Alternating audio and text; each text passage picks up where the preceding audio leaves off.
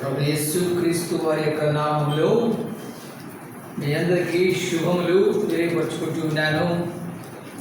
నూతన సంవత్సర శుభాకాంక్షలు కూడా తెలియపరుచుకుంటున్నాను. యేసు ఎంత మంచివాడు, నశించినటువంటి దానిని వెతికి రక్షించినటువంటి గొప్ప దేవుడు. ఏమాత్రము పనికిరానటువంటి మనలను ప్రేమించినటువంటి దేవుడు.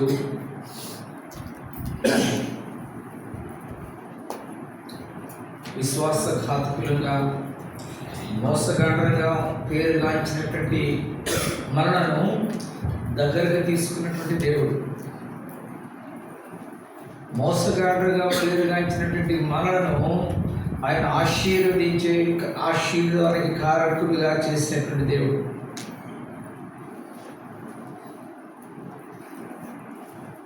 యాకోబు అంటే ఏంటి పేరు? మోసగాడు. మనం అందరం కూడాను యాకోబులమే కదా, మనం అందరం కూడాను మోసగాడమే. కానీ యాకోబును మరి దేవుడు చేర్చుకున్నాడు.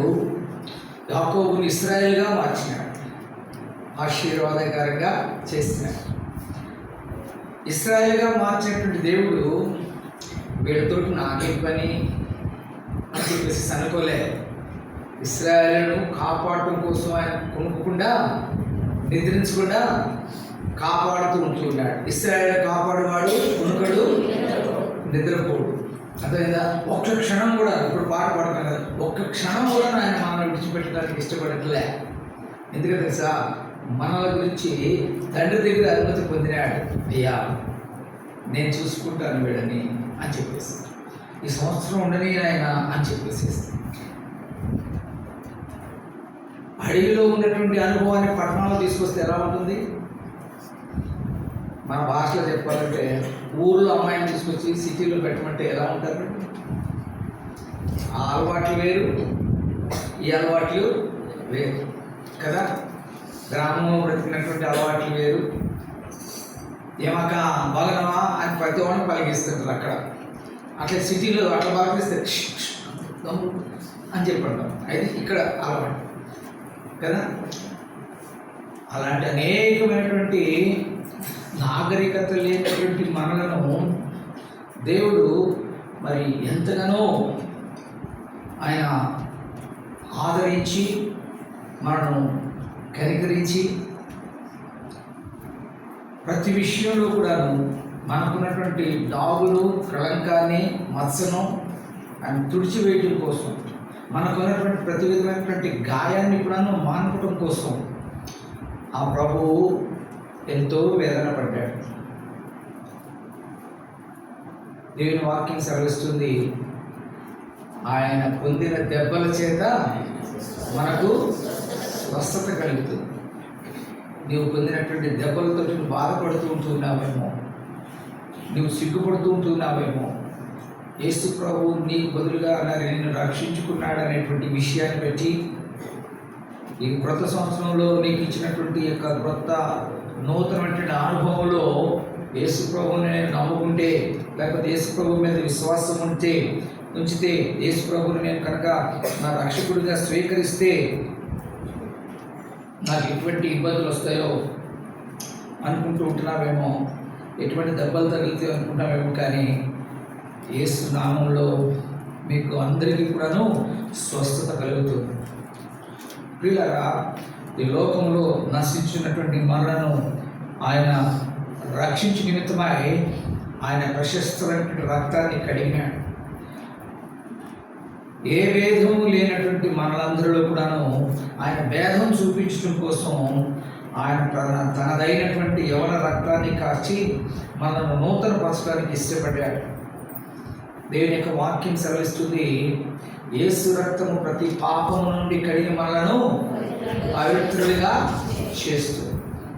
పిల్లరా, ఆయన చిందించినటువంటి రక్తము ఆయన మరి నీకు బదులుగా నాకు బదులుగా రావాల్సినటువంటి శిక్షను ఆయన మీద వేసుకున్నప్పుడు, కొరడా దెబ్బలతో వీపు చీల్చబడినప్పుడు ఆయన పొందినటువంటి దెబ్బల యొక్క వేదన ఇదంతా కూడాను ఎంతో దయతో, ఎంతో ఓర్పుతో, ప్రేమతో సహించినాడు. మనలను ఆయన స్వస్థపరచడం నిమిత్తం, మనల్ని బాగు చేయడం నిమిత్తం, మనలో మంచి కాయాలి అని చెప్పి ఆయన తనదైనటువంటి బాధ్యతను తన మీద వేసుకున్నాడు.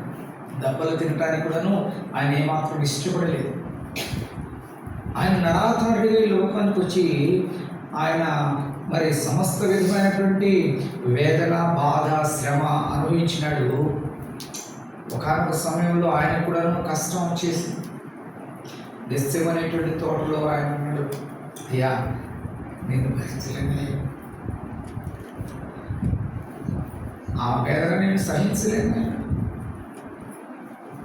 వాళ్ళని కాపాడతారని చెప్పి మాట ఇచ్చినాను. కానీ తలుచుకుంటే ఆయన గెత్సెమనే తోటలో వేదన పడ్డాడు. చెమట రక్తపు బిందువులుగా కారిపోతూ వచ్చినప్పుడు తండ్రి తనను పంపినటువంటి ఉద్దేశాన్ని ఎరిగినటువంటి వాడిగా ఉండి, అవును కదా, నేను నిమిత్తమై పంపబడ్డాను ఈ లోకానికి, నేను ఈ లోకంలో ఉన్నటువంటి నశించు వారిని రక్షించడానికి కదా, వారందరి పక్షంగా మరణించడానికి కదా నేను ఈ లోకానికి వచ్చింది.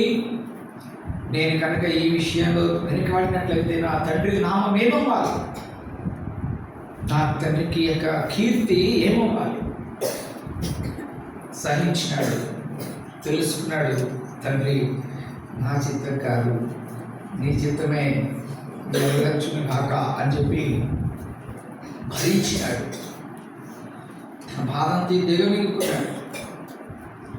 కఠినమైనటువంటి శ్రమ, అనేకులు ఆయన అవమానించినటువంటి అవమానం, సృష్టికర్తగా ఉన్నటువంటి దేవుడు, తేజోమయుడిగా ఉన్నటువంటి దేవుడు, ఎవరికి అందనటువంటి ఉన్నతమైనటువంటి స్థలంలో నివాసం చేసేటువంటి దేవుడు మనుషుల మధ్యలో నగ్నంగా వేలాడాడు.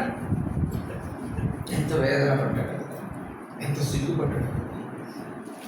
అటువంటి నిన్ను నన్ను ప్రేమించి ప్రాణం అర్పించినటువంటి ప్రభువును ఒప్పుకోవడానికి మనం సిగ్గుపడాల్సిన అవసరం లేదు.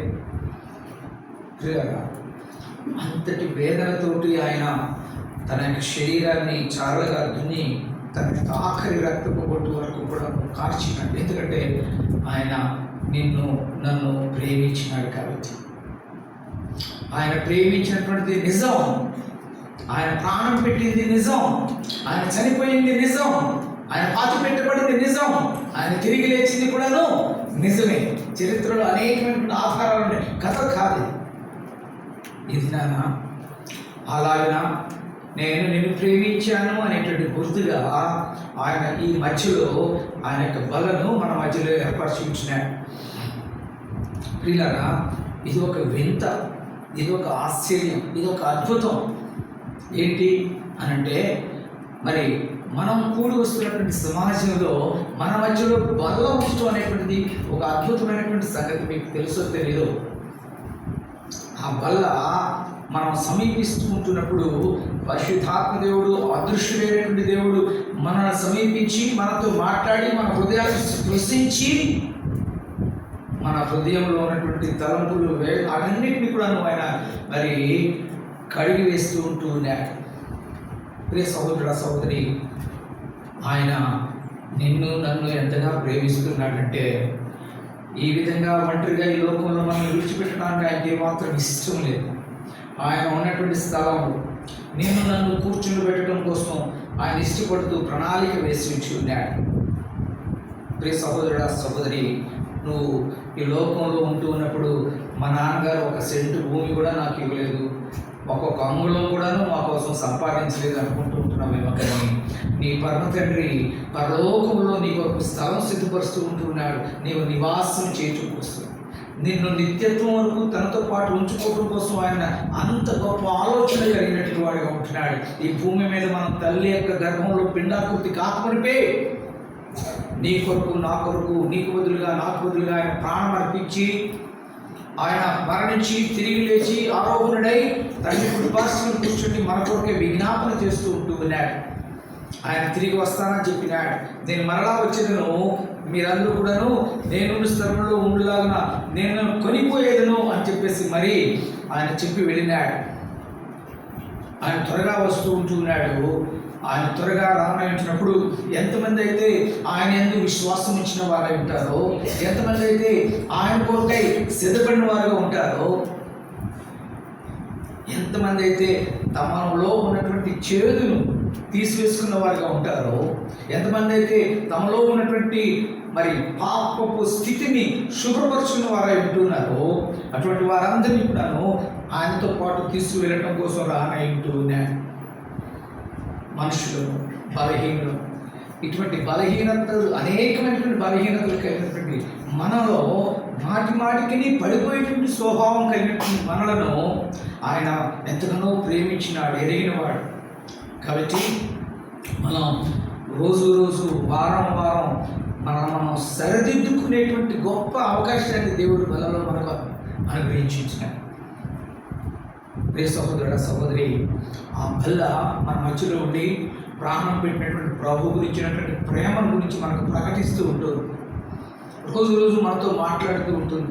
ఆ బలను సమీపించడం కోసం ప్రభు మనకు సెలవిచ్చి ఉంటున్నాడు. కొరింథీయులకు రాసిన మొదటి పత్రిక 11వ అధ్యాయము 23వ వచనం నుండి దైనందిన పాఠంగా మనం చదువుకుంటూ ఉంటాం. ప్రతి ఆదివారం ప్రభు బల దగ్గరికి వచ్చినప్పుడు మొదటి కొరింథీ 11వ అధ్యాయం 23వ వచనం నుండి, నేను మీకు అప్పగించిన దానిని ప్రభువు నాకు పొందితిని, ప్రభువు యేసు తాను అప్పగించబడిన రాత్రి రొట్టె ఎత్తుకుని కృతజ్ఞతాస్తుతులు చెల్లించి దాన్ని విరిచి, ఇది మీ కొరకైనా నా శరీరము, నన్ను జ్ఞాపకం చేసుకున్నట్టుగా దీనిని చేయడని చెప్పింది.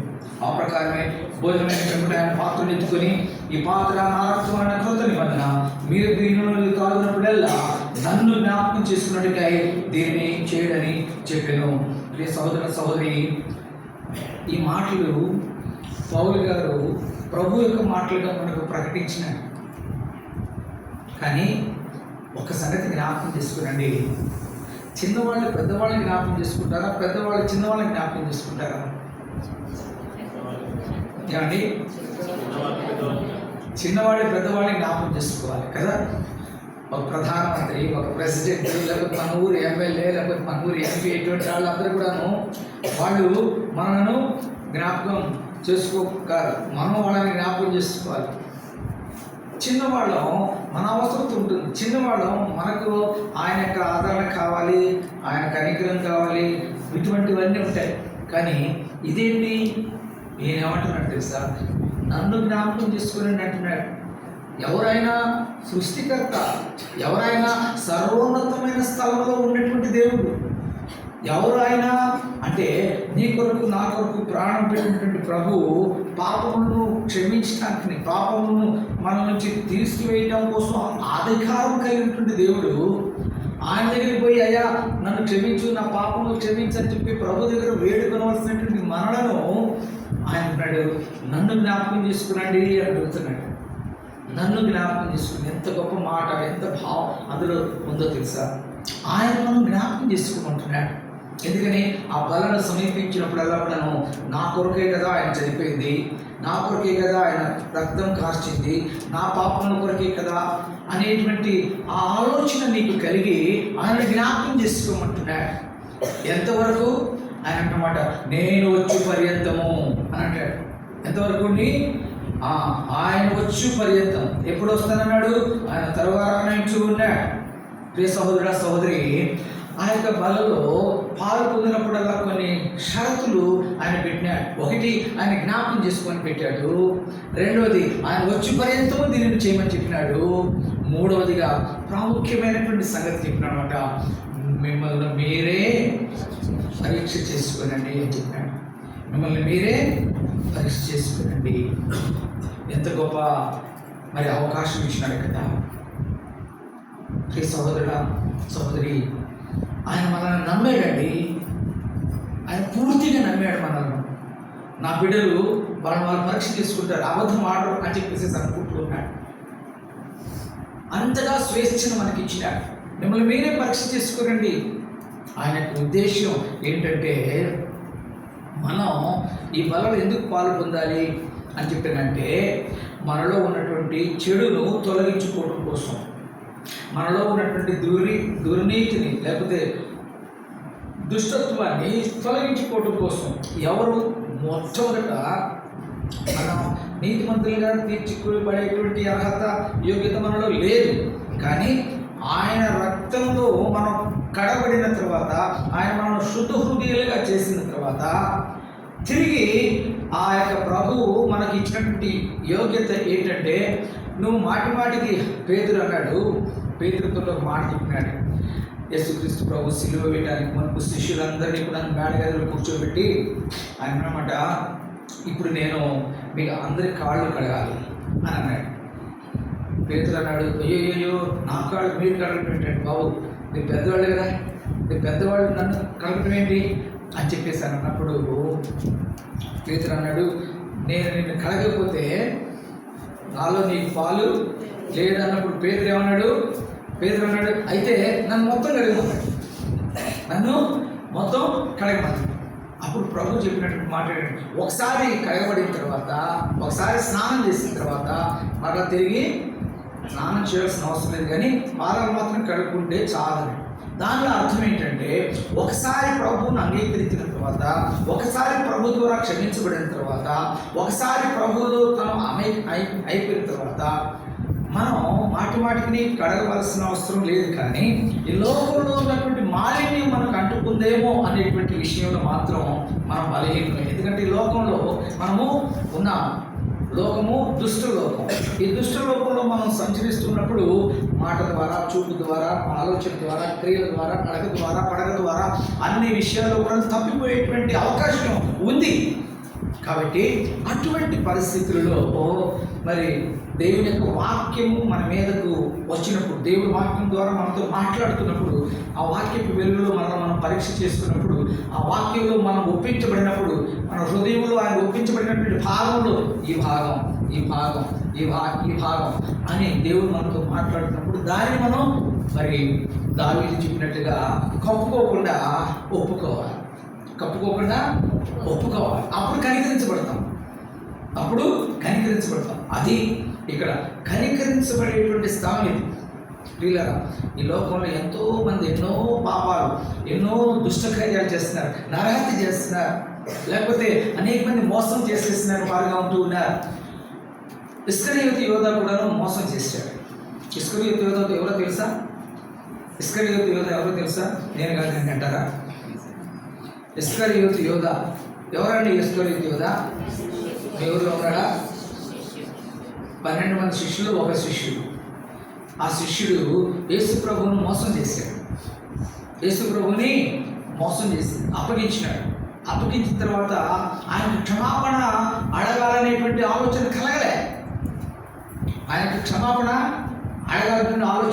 కలగలేదు. అందుకని వెంటనే పోయి తనదైనటువంటి తీర్మానం ప్రకారంగా ఉరి వేసుకుని చచ్చిపోయినాడు. ప్రియులారా, ఈ లోకంలో కూడాను ఎంతోమందికి క్షమాపణ ఎక్కడ దొరుకుతుంది అనేటువంటి ఆ ప్రశ్నకు జవాబు దొరకట్లేదు. క్షమాపణ ఎక్కడ దొరుకుతుంది అనేటువంటి ఆలోచన లోకస్తులకి ఎవరికి దొరకట్లేదు. ఆశ్చర్యకరమైనటువంటి సంగతి. ఈ లోక సంబంధమైనటువంటి దేవత క్షమాపణ ప్రభువులో ఉంది అనేటువంటి అంశం లేకపోతే విషయం కనపడకుండా వారందరినీ అంధత్వంలో నెట్టివేస్తుంది. దయచేసి మీ పొరుగు వారు, మందిరానికి రానివారు, ప్రభువును ఎరగనటువంటి వారు, మరి మీ స్నేహితులు, మీరు ఎక్కువగా ప్రేమించేటువంటి మీ ప్రియులు, మీ బంధువులు,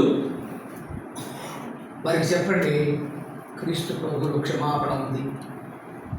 నువ్వెంత ఘోర పాపివైనా సరే, ఎంత దుర్మార్గుడివైనా సరే, ఆయన నిన్ను క్షమిస్తాడు అనేటువంటి యొక్క సమాచారం వాళ్ళకి తెలియపరచండి. నూతన సంవత్సరంలో మీరు చేయబడేటువంటి ఈ యొక్క కార్యంలో ఇది ఒక తీర్మానంగా చేసుకోండి. యేసుక్రీస్తు ప్రభువులో క్షమాపణ దొరుకుతుంది. ప్రియులారా, అటువంటి క్షమాపణ చిన్నదైనా సరే, పెద్దదైనా సరే ప్రభు క్షమించడానికి సిద్ధంగా ఉన్నాడు. మన మధ్యలో ఉంచబడినట్టు యొక్క బలం దేవుడు. ఎవరైతే తమను తాము గుర్తెరుగుతారో, ఎవరైతే నేను బలహీనమైపోయినాను, నేను తప్పిపోయినాను, నేను పడిపోయినాను అని నీ హృదయంలో ప్రభు యొక్క వాక్యం ద్వారా, ప్రభు ద్వారా ఒప్పింపబడితే, బలను సమీపించినప్పుడు ప్రభు అన్నాడు, నువ్వు పరీక్ష చేసుకో అని చెప్పి అన్నప్పుడు, ప్రభువా ఈ విషయంలో నీవు నాతో మాట్లాడుతూ ఉంటుండగా నేను ఒప్పించబడుతూ ఉంటున్నాను. నన్ను క్షమించయ్యా, నేను నా భార్యతో తప్పు చేసినాను, నా భార్యకు అబద్ధం అంటున్నాను, నా భార్యను మోసం చేసినాను, నా భర్తని నేను మోసం చేసినాను, నా బిడ్డలను మోసం చేసినాను, నా పాస్టర్ గారిని మోసం చేసినాను, మా యజమానులను మోసం చేసినాను, మా సమాజంలో పొరుగువాడిని మోసం చేసినాను. నీకు బలహీనతను అన్నింటినీ ప్రభు దగ్గర ఒప్పుకున్నప్పుడు ఆయన నమ్మదగిన వాడు నువ్వు నీతిమంతుడిని అంటున్నాడు. కాబట్టి సమస్త దుర్నీతి నుండి ఆయన నిన్ను పవిత్రులుగా చేస్తాడు. ప్రియ సహోదర సహోదరి, అది ఆ బలలో ఉండే ఆధిక్యత. ప్రభు నిజంగా మరి మనల్ని గమనించినటువంటి వాడిగా ఉంటున్నాడు. ఇది ప్రభు యొక్క ఉద్దేశం. అందుకనే ప్రతి వాడు కూడాను మనం పరీక్ష చేసుకోవాలని చెప్పన్నాడు 28వ వచనంలో. కాబట్టి ప్రతి మనుషుడు తనను తాను పరీక్షించుకున్న వాళ్ళను అలాగున పరీక్ష చేసుకొని ఆ రొట్టెని తిని ఆ పాత్రలోనిది త్రాగాలి. ప్రియ సహోదర సహోదరి, గంభీరమైనటువంటి సమయం, బల సమయం అని చెప్పంటే ఆషామాషి సమయం కాదు. మనం దేవుని యొక్క మందిరంలోకి వస్తుంటున్నాము. మనం కలిగినటువంటి 3 అంశాలు ఉంటున్నాయి. దేవుడు తన యొక్క దైవజనుడు భక్త్ సింగ్ గారి ద్వారా మరి తన యొక్క దర్శనంలో మనకి ఇచ్చినటువంటి ఈ యొక్క ప్యాటర్న్ ఉంది చూశారు, ఏ పద్ధతి ఉంది చూశారు. ఏంటంటే మొట్టమొదట మనం ఆరాధన చేస్తాం. ఆరాధన బల్ల ముఖ్యవర్తమానం. ఆరాధన సమయంలో ఏంటంటే దేవుడు నాకు చేసిన మేలును బట్టి, దేవుడు నా ఇంట్లో చేసిన మేలును బట్టి, దేవుడు నా మందిరంలో చేసిన మేలును బట్టి, దేవుడు మా దేశంలో చేసిన మేలును బట్టి, అయ్యా నీవు మాకు చేసిన ఈ మేలును బట్టి నీకు ఇదే వందనాలు అని చెప్పేసి నోరారగా హృదయపూర్వకంగా ముఖాముఖిగా ఎదురుగా ఆ దేవుడిని మనం ఆయన పిలుస్తాం. చూశాడు. చాలామందికి ఆధిక్యత లేదు తెలుసా. దేవుని దగ్గరికి వెళతారు కానీ వాళ్ళు దేవుడితో మాట్లాడు. వాళ్ళు తీసుకుపోయి అయ్యా పలానా ఆయన వచ్చినాడు, నా పేరు చెప్పి అక్కడ ఆయన దేవుడు చెప్పమంటారు. ఆయన అంటాడనమాట, మీ పేరు, మీ ఊరు, మీ గోత్రం అని అంటాడు కదా. చూసారా? కానీ ఇక్కడికి వచ్చి నీవు పేరు చెప్పాల్సిన పని లేదు. దేవా అని చెప్పి నీ నోరారుగా నీవు మరి నోరెత్తి పాడగలిగేటువంటి, నోరెత్తి అని జ్ఞాపకం చేసుకునేటువంటి ఆధిక్యతను నీకు ఇచ్చించినాడు. అబ్బా తండ్రి అని పిలిచేటువంటి ఆధిక్యతను ఆయన నీకు ఇచ్చించినాడు. నోరారగా చేతులు దైవా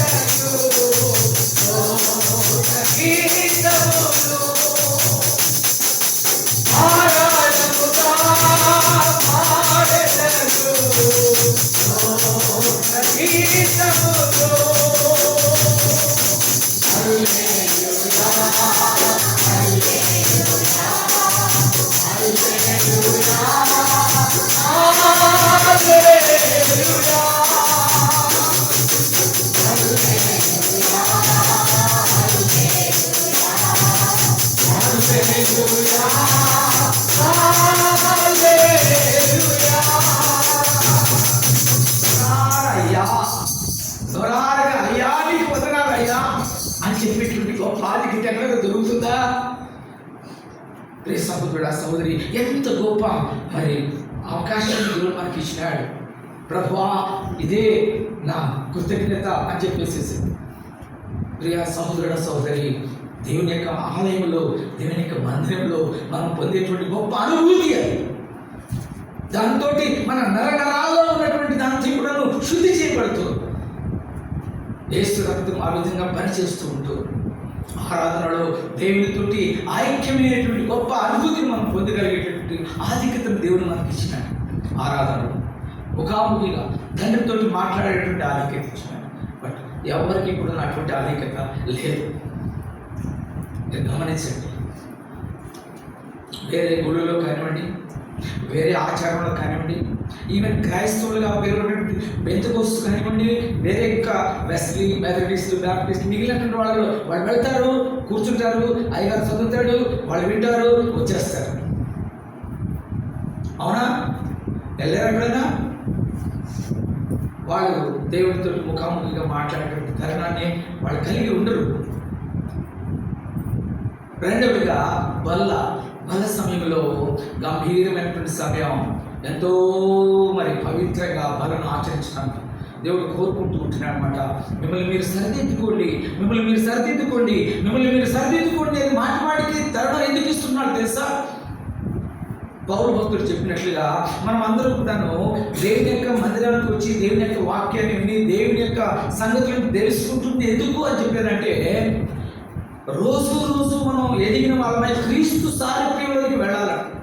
యేసుక్రీస్తు ప్రభునటువంటి కలిగిన మనస్సును యేసుక్రీస్తు కలిగినటువంటి సారూప్యంలో మనం ధరించుకోవాలి. అంతటి పవిత్రత మనలో ఉందా? అంతటి యోగ్యత మనలో ఉందా?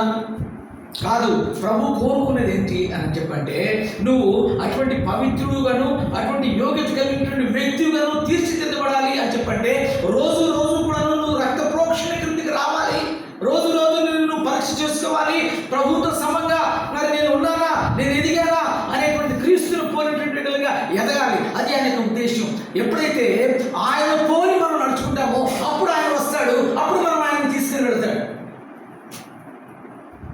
అంతవరకు ఆయన రావట్లేదు. ప్రియ సహోదరుల సహోదరి, యేసుక్రీస్తు ప్రభు వస్తున్నాడు, త్వరగా వస్తున్నాడు అని చెప్పేసి ప్రకటన గ్రంథంలో చదువుతున్నాము. హెబ్రీయులకు రాసిన పత్రికలు చదువుకుంటున్నాము. యోహాను సువార్తలో కూడాను నేను వస్తాను, మిమ్మల్ని తీసుకెళ్ళిపోతాను, నేను ఉంచుతాను, మిమ్మల్ని ఉంచుతాను అని వాగ్దానం చేసినటువంటి వాడు స్వయంగా మాట్లాడాడు. కానీ ఇంతవరకు రాలేదే. ఎన్ని సంవత్సరాలు అయింది ప్రయుక్త గ్రంథం రాయబడి? దాదాపు 2020 సంవత్సరాలు అయిపోయింది. రాలేదే. ఎందుకు రాలేదు? అబద్ధమా? ఆయన రాడా? వస్తాడు. ఆయన వస్తాడు. ఆయనకు ఉద్దేశం ఏంటంటే అందరూ అంతటను ఆయన ఇంకా ఆలస్యం అవుతుంది. ఎందుకని చెప్పంటే ఇంకా ఎంతో మంది ఉన్నారు, ఇంకా ఎంతో మంది నన్ను తెలుసుకోలే, ఇంకా ఎంతో మంది నా యొక్క ప్రేమను కూడా వినలే. ఎందుకో తెలుసా? నువ్వు చెప్పలే. నా పేరే తెలియని ప్రజలు ఎందరో ఉన్నారు, నా ప్రేమను వారికి ప్రకటింప అందరూ ఉన్నారు.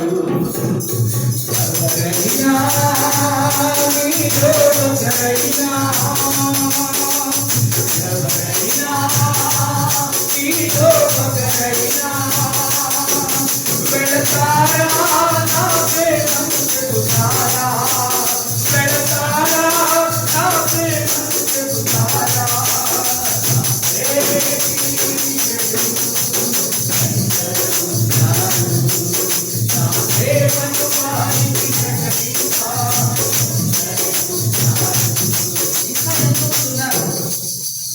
ఎంతోమంది అడవుల్లో ఉన్నారు, ఎంతోమంది కొండల్లో ఉన్నారు, ఎంతోమంది లోయలో ఉన్నారు. అక్కడ దాకా ఎందుకు? మీ ఇంటి పక్కనే ఉన్నారు,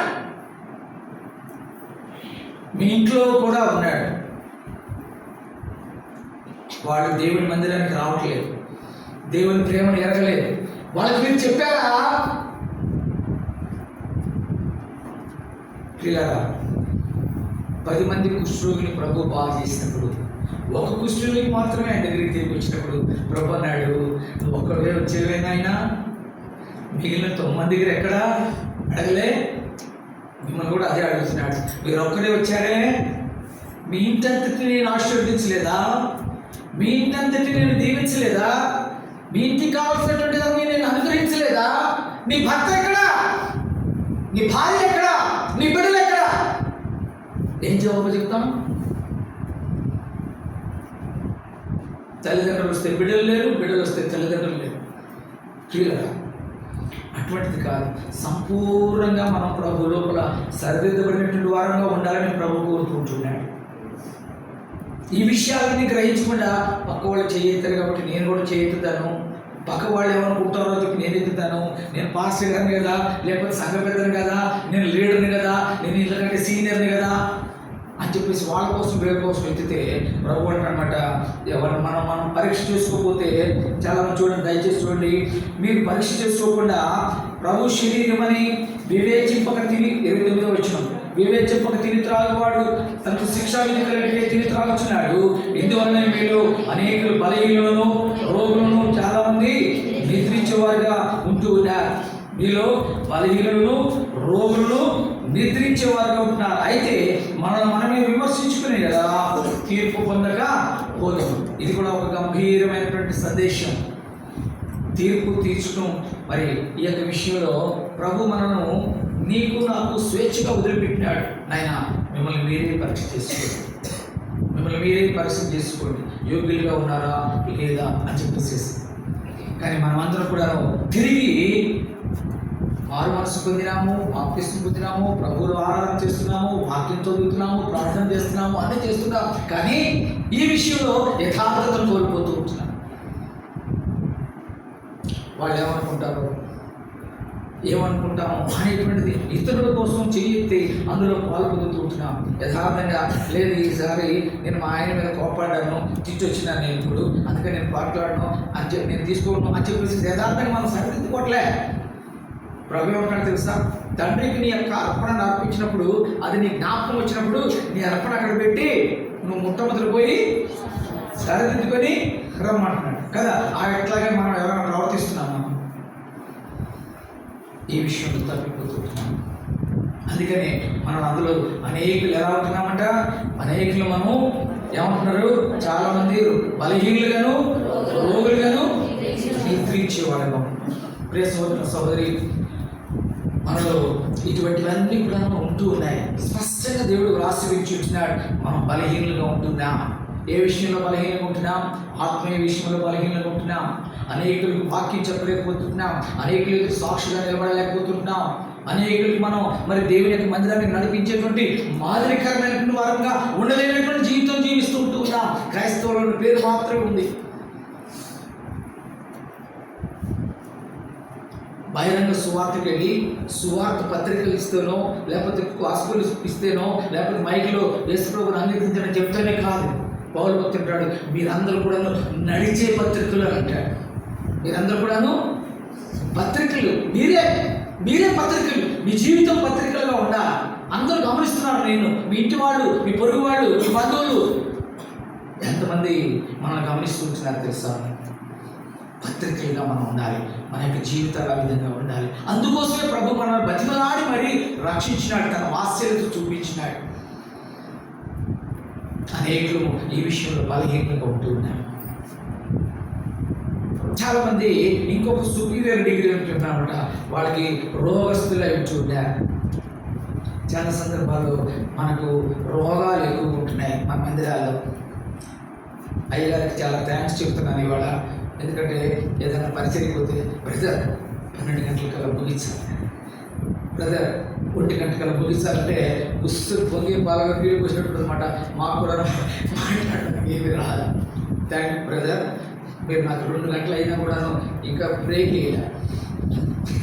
ఏంటి నిద్ర వస్తుందంటే దయచేసి వినండి. ఇది ఒక మంచి సమయం మనకి నిద్రపోవడానికని కాదు, కానీ చెప్తున్నాను. చాలామంది ఈ విధమైన రోగాలుగా ఎందుకు అని చెప్పంటే, ఇది కేవలం వాచ్నైట్ సర్వీస్ కాదు, ఆదివారం పరిచయం అయిపోయినా కూడా బ్రదర్ 12 గంటలకు ముగిస్తానంటారు. ఎందుకు అని అడిగితే, మన వాక్యం వింటారు కదా వచ్చేది. లేదు బ్రదర్, మా దగ్గర చాలా షుగర్ పేషెంట్, మా దగ్గర ఆకలి అయిపోతుంది, పడిపోతారు, చచ్చిపోతారు అని చెప్పేసి చెప్తారు. అట్లా అన్నమాట. రోగస్తులు అనేకులు మన దగ్గర రోగస్తులు ఎక్కువైపోయినారు. ఎందుకంటే కారణం ప్రభు బలలో యోగమైన రీతిలో పాల్గొనట్లేదు కాబట్టి.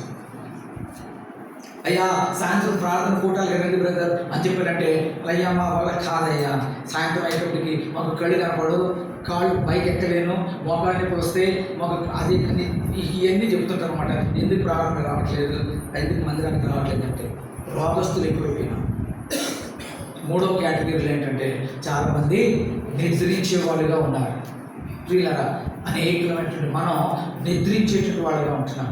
ప్రభు మనను ఒక ఉద్దేశం చొప్పున మనల్ని నడిపించి, మీరందరూ కూడా ఒకరినొకరు బలపరచుకోండి, ఒకరినొకరు బలపడి మీరు నా పేరును మహిమపరచండి అన్న ఉద్దేశం చొప్పున ఆయన బ్రతికిస్తే, లేకపోతే ఎప్పుడో కొట్టిపోయబడాల్సిన వాళ్ళం.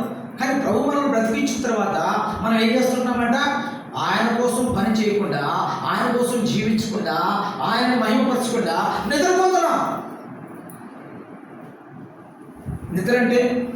నిద్ర అంటే గురువు పెట్టి నిద్రపోయే నిద్ర కాదు. మత్తయి సువార్త 25వ అధ్యాయంలో ఒక విషయాలను సమయం లేదు చెప్తున్నాను. మత్తయి సువార్త 25వ అధ్యాయంలో ఉందన్నమాట. ఆయన ఎలాగ నిద్రపోతున్నామని చెప్పాలంటే,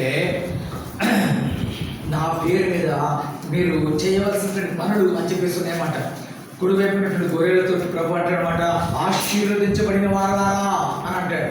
ఆశీర్వదించబడిన వారు ఏం చేశారు అంటే, కొన్ని నీళ్ళు ఇచ్చినారు. అయ్యా నేను ఎప్పుడు నీళ్ళు ఇచ్చినా నీకు అని చెప్పానంటే, నాకు ఇవ్వలేదు, కానీ నా పేరు మీద నాకంటే నీకంటే కూడాను తక్కువైనటువంటి వాడికి ఒక గ్లాసు నీళ్ళు ఇస్తే నాకు ఇచ్చినట్టే. ఆ మాటలు 25వ అధ్యాయంలో రాయబడి ఉంటాయి. 42వ వచనం చూడండి. ఆ తర్వాత, అయ్యా మరి నన్ను ఎప్పుడు దర్శించినావు, మా ఇంటికి ఎప్పుడు వచ్చినావు, మమ్మల్ని ఇప్పుడు నువ్వు అడిగినావు ఆకలిగా ఉందని అని చెప్పంటే, నాకు ఇవ్వలేదు, నా పేరు మీద నువ్వు ఆకలి ఉన్న వాళ్ళకి అన్నం పెట్టినావు, అది నాకు ఇచ్చినట్టే.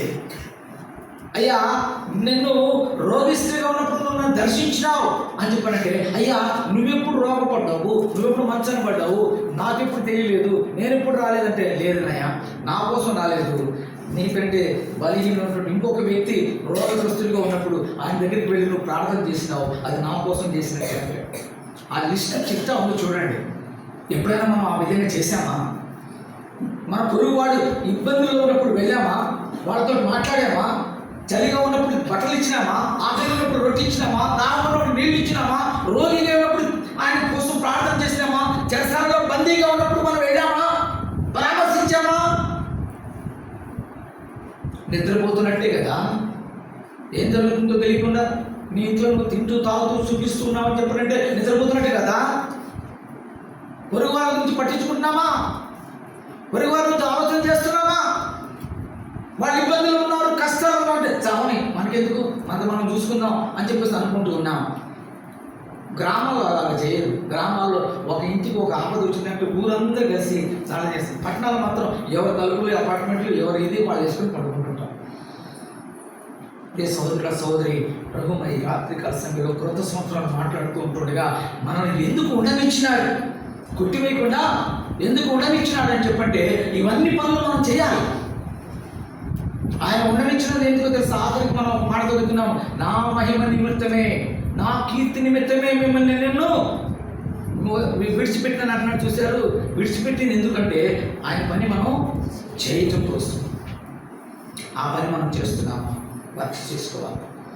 అటువంటి పరీక్ష అంతా చేసుకున్న తర్వాత ఎస్ అయా నేను అవును చేస్తున్నాను అనేటువంటి ప్రశ్నకు ఎస్ అని జవాబు వచ్చినప్పుడే ప్రభు వలలో పాల్గొనాలి.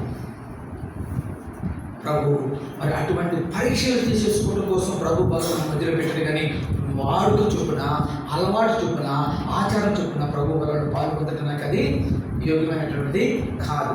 దానివల్ల మనమే నష్టం తెచ్చుకుంటాం. ప్రియ సోదరుల సోదరి, కొత్త సంవత్సరంలో అయ్యా నాకు ఈ సంగతులు ఇప్పుడు దాకా తెలియదు, ఇక మీదట నేను జాగ్రత్తగా ఉంటాను, నన్ను జాగ్రత్తగా ఉండేలాగా నన్ను నేను గాడ్ చేసుకున్నాను. ఒక మాటలు చదువుకుందాం. తెస్సలోనికీయులకు రాసిన పత్రిక.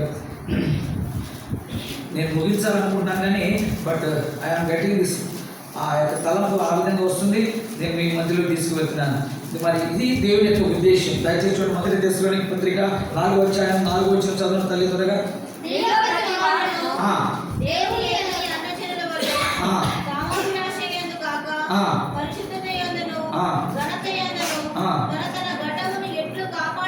పరిశుద్ధత యందును ఘనత యందును మీ ఘటాలు ఎదురుగా అక్క పాట పాడింది.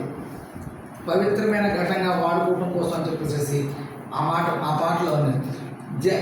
మీ ఘటం అంటే నిన్ను నువ్వు జాగ్రత్తగా కాపాడుకో. మీరు పవిత్రమైనటువంటి ఘటంగా మిమ్మల్ని మీరు కాపాడుకొని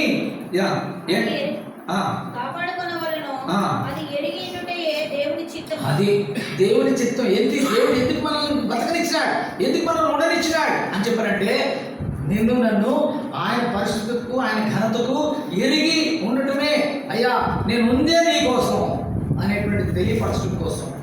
అంత మాత్రమే కాదు, 7వ వచనంలో ఒక మాట ఉంది, మనము పరిశుద్ధులకే దేవుడు మనల్ని పిలిచింది. కానీ దేవుడు మనల్ని పిలిచింది ఎందుకు?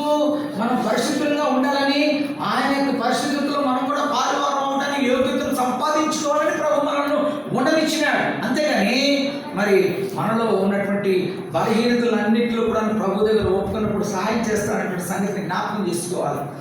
ఆయన నామము ఘనపరచబడటం కోసమే మనం నిర్ణయించినాడు. మన యొక్క ఘటాలన్నీ అంటే మన పాత్రలన్నీ ఆయనకు యోగ్యమైనటువంటి రీతిగా ఉండటం కోసమే. అందుకని అంటారు, మనం యోగ్యమైన రీతిలో బలలో పాలు పొందండి అని చెప్పేసి. ప్రియ సహోదరుడా, మరి మనం మొదటి యోహాను పత్రిక 3వ అధ్యాయం 3వ వచనంలో, మొదటి యోహాను పత్రిక 3వ అధ్యాయము 3వ వచనం,